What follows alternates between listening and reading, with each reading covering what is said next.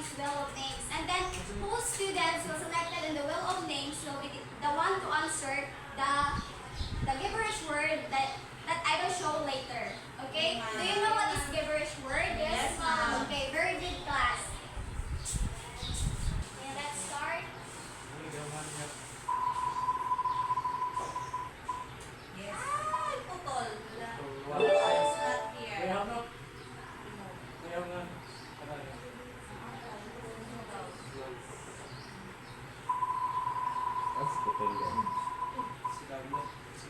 Ramirez. Okay, Miss Ramirez.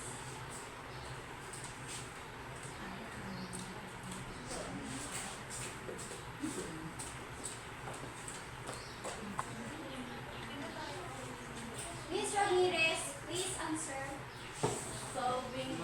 Okay, let's see if your answer is correct.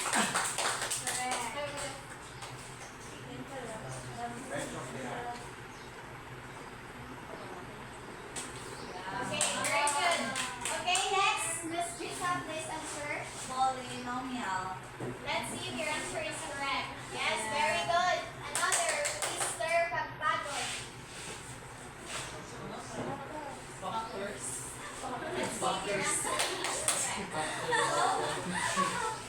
So, based on our activity, what was our topic today? Yes, Mr. Hinayon. Problem solving involving factors and polynomials. Okay, very good, Mr. Hinayon. It's all about solving problems involving factors of polynomials. Before we begin our topic, let's read first in our learning objectives. At the end of the lesson, the student will be able to show willingness to apply the concept of polynomial factors in solving mathematical problems accurately. Okay, class, when you hear the word factoring of polynomials, what first comes into your mind? Yes, Ms. Dumitita. Okay, very good, Ms. Dumitita.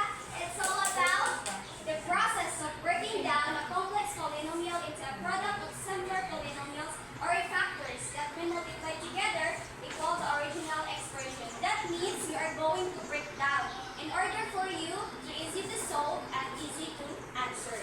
And if you're going to factors, for example, x squared plus 5x plus 6 is equal to x plus 2 times the quantity of x plus 3. And if you're going to multiply this, it will go back to the original expression. Did you understand? Yes, ma'am. Okay, let's proceed. We have a guidelines here in solving problems involving factoring of polynomials. First is you are going to read carefully and understand carefully the problem in order for you to translate it into mathematical equation. Did you understand?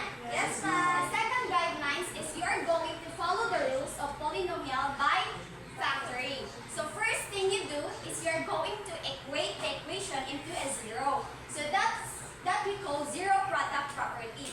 Then after that, you are going to factor. Did you get me? Yes, ma'am. Okay, next guidelines is check the reasonables of answer.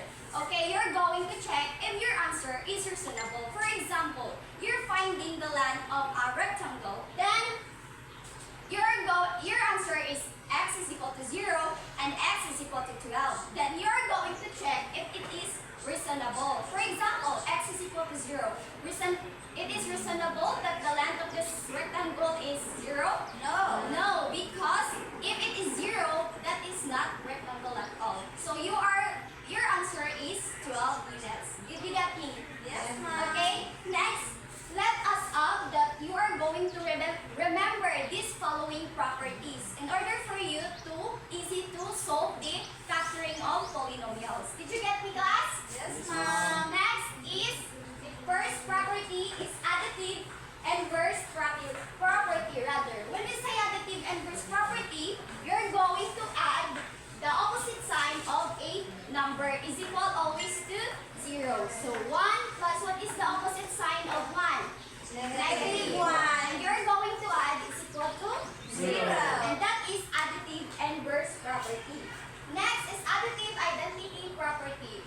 When we talk about additive identity property, you are going to add the number to 0 and it will equals to a number. All number added by 0 is equal to a number. Did you get me? Yes, ma'am. When we say multiplicative and first property class, you are going to multiply the reciprocal of a number. 4 times the reciprocal of the 4 is 1/4 and always result to 1. Did you get me? Yes, ma'am. Next property is multiplicative identity property. It is the number that multiplied by 1 is equal to 5. So all number multiplied by 1 is equal to 5, and that is multiplicative identity property. Did you get me? Yes, ma'am. Next is commutative property of addition. So 3 plus 4 is equal to 7. Even though imo si Jack replace is equal to 7, you have to si Jack. Did you get me? Yes, ma'am. Next is distributive property of multiplication. From the word distributive, you are going to distribute 4 times x plus 1, distribute 4 to the x plus 1, will be result to 4x plus 4. Did you get me, class? Yes, ma'am. Next is addition property of equality. So, this addition property of equality class, bisan asa mo magsugod o add, it will the same result. For example, 7 plus 8 is equal to 15 plus 10 is equal to 25. Here, nagsugod siya sa 8 plus 10. 7 plus 18 is equal to 25. Did you get me? Yes, The ma'am. multiplication property of equality is you're going to multiply the same, okay? 3x is equal to 12, divide both side by 3. Result is that x is equal to 4. 3 times 4 is equal to 12. 12 equals to 12. So a is equal to b. Did you get me? Yes, ma'am. Now let's proceed to a problem number 1. The area of a square is numerically equal to 50 times its perimeter. Find the length of the side of a square. Like what I've said earlier, you are going to read carefully and understand the problem. So step 1 that you need to do is choose a variable to represent what is unknown. So let S be the length of the side of the square. So nagamit ko diri of S. You can use A to Z, whatever you want, okay? Step 2, translate what you are representing in words into mathematical expressions. So the area of a square with the side of S is A is equal to square because we already know that the area of the square is squared and the perimeter of the square is 4S. And the mathematical equation is squared is equal to 50 times its perimeter ng 4S. Did you get me? Yes. Then the step 3 is simplify the expression and solve for the unknown. So 50 times 4S, 200S. All you have to do is to equate it to 0. How will we equate it to 0? You are going to add a negative sign or opposite sign sa 200. So the opposite sign of 200 is Negative 200. okay, very good. And it is equal to 0. Kung unsa yung gibuhat diri class, mo ko'y buhatan nito sa pikas. Did you get me? Then, to factor it out, S times the quantity of S minus 200 because the variable is the same with S and ang natira, ibutang nyo sa parentheses. Did you get me? Then equate it again to 0. S is equal to 0 and S minus 200 is equal to 0. So, repeat again, S minus 200 is equal to 0. You are going to add a opposite sign of negative 200 which is positive 200. The result is 0. So, ang mabilin is S na lang. Then, sa biga, 0 plus 200 is equal to 200. So, ang result is S is equal to 0 or S is equal to 200. So, like what I said earlier class, that you are going to see if it is reasonable. So, 0 is reasonable ba siya to be the length of the square? No. Because 0 cannot be the length of the square because it is not, wala siya dahil sukod. So, the reasonable answer is 200 units. So, the length of the side of the square is 200 units. Did you get me? Yes, ma'am. Okay, next problem is, suppose that 6 times the cube of a number equals to 54 times the number. Find the number. So step 1, you're going to choose a variable to represent what is unknown. Let x be the number. Then translate the problem into a mathematical expression which is 6x cubed is equal to 54 because 6 times the cube of a number which is x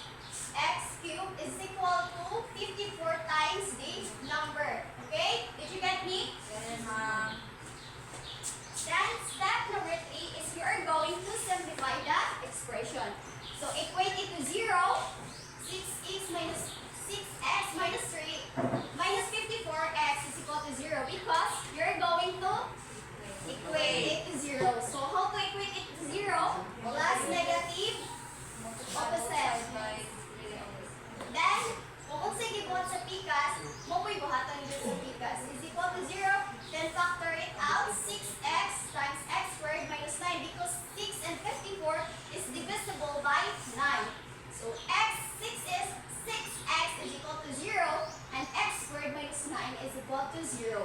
Then, divide 6, para mabilin si x, you can divide 6x over 6. So, divide both sides by 6. 0 divided by 6 is equal to 0. So, x is equal to 0. Then, let's proceed this. We can factor this out. X squared minus 9 is the factor is x minus 3 times the quantity of x plus 3 is equal to 0. Then again, repeat the process. X minus 3 is equal to 0 and x plus 3 is equal to 0. Then add the negative sign or the opposite sign of the number. Negative 3 and the opposite sign is 3. Cancel, mabilin si x. Then same diri ang inyong buhaton. So mabilin si 3x is equal to 3 and the same here, x is equal to negative 3. Therefore, the numbers are negative 3 or 0 or 3. Did you get me? Yes, ma'am. Okay, let's proceed to the practice. Since you already get me, kindly answer this in your seats, and Miss Jessa kindly answer in the whiteboard. Did it to answer, ma'am? Yes, of course.